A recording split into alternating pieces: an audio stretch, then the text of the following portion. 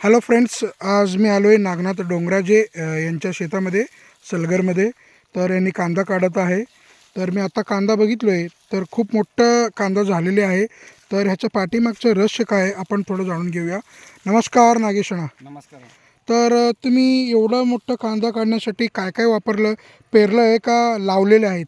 पेरलं आहे ट्रॅक्टरमध्ये. ट्रॅक्टरवर पेरलं आहे.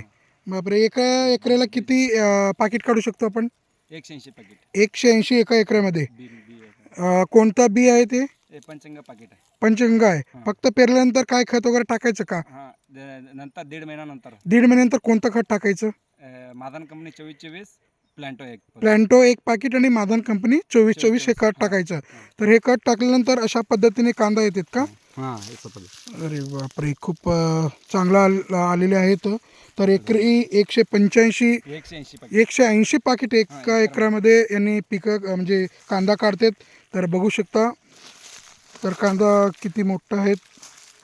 तर तुम्ही पण मित्रांनो अशा पद्धतीने ट्रॅक्टरवर पेरणी करून किंवा पेरून तुम्ही कांदा वगैरे काढू शकता. ओके, धन्यवाद मित्रांनो.